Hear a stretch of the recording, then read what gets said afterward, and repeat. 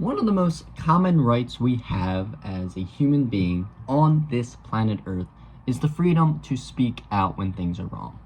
And in some countries, this is not guaranteed. In my readings on page 15, the Asian countries have not yet adopted such a regional treaty. And the treaty I'm talking about is the Universal Declaration of Human Rights. But we will get into that later. So reading into Nadine Strassen's book, Free Speech, What Everyone Needs to Know, I feel like I am confident enough and educated enough to answer these following questions that we have today.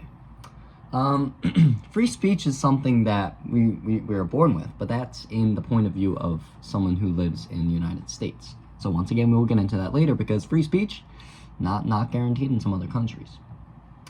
We have built this nation upon free speech, and we'll figure out later that people within our own government are actually violating free speech rights every day. So as a people, we must educate ourselves on these things and know to speak up when things are right or wrong.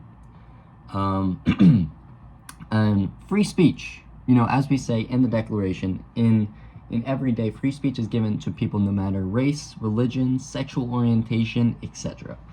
So preview of these points that I'll be answering today. Number 1 point we'll be touching on will be, is free speech a universal right that is recognized in all countries? We'll discuss that. Is free speech a right that has been protected or sought to be protected throughout history? And if I was a powerful despot or despo, would you want people under your authority to have free speech? Why or why not? And if so? All right, let's get into it. Main point number 1. Like I mentioned in my intro, on page 15 of Nadine Strassen's What Everyone Needs to Know About Free Speech, it is not guaranteed in all countries. As I said, the Asian countries have not yet adopted such a regional treaty. Finally, most countries have national constitutions or other sources of law that embody free speech guarantees. So in here I said, we have a thing called the Universal Declaration of Human Rights. Those countries that are in that are the United States, Europe, and Africa, and also the other Americas. It's definitely a scary and concerning fact that I read. I know that in Asia, there are definitely some nations that still do questionable things to this day with their people and how they govern them. So it's just very important to educate ourselves on what they are doing to their people. Main point number 2, has free speech always been protected throughout history? And I found out, also through the book, in a book published in 2022, Free Speech, A Global History, written by Jacob McGama. I'm not sure if I'm jacking up that last name, but he does state that the first legal protection of press freedom was instituted in Sweden in 1766. So their freedom of speech is even older than America itself, and when we wrote the Constitution about 10 years later. But obviously, as we know, free speech has always been fought for, no matter where in the world, and as it should be. And Gandhi said it best, 2 lungs are absolutely necessary for a man to breathe the oxygen of liberty. So it has been sought to be protected, but sometimes behind the scenes, there are people in power that are trying to take it away. And also, in the readings, I found out, which was very interesting, and to be honest, probably not surprised.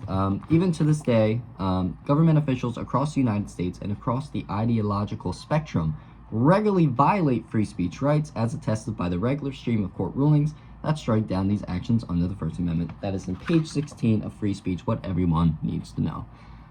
I could have guessed that. When we're doing peaceful protests, cops get involved, push away people, and it's all over the nation. People are muting these people, they are forcing them to leave, and that is violating the First Amendment of the United States. Third point, if I was a person in power, would I want people below me or people that I govern to have free speech? I've answered this question before, whether that's in high school, previous courses. I would say yes. The only problem, the only time that I would not want free speech to be protected is like if I'm running a tyranny and I want people to if I'm a dictator.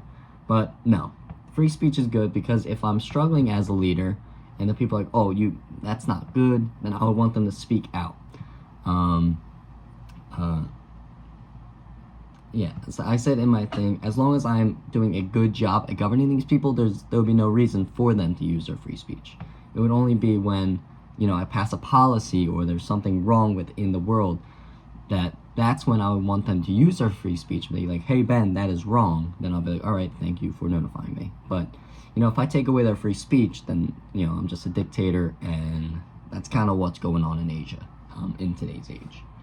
So, as a conclusion, to sum it all up, every nation in today's age has freedom of speech for other people except for select smaller countries and Asia, which is very concerning.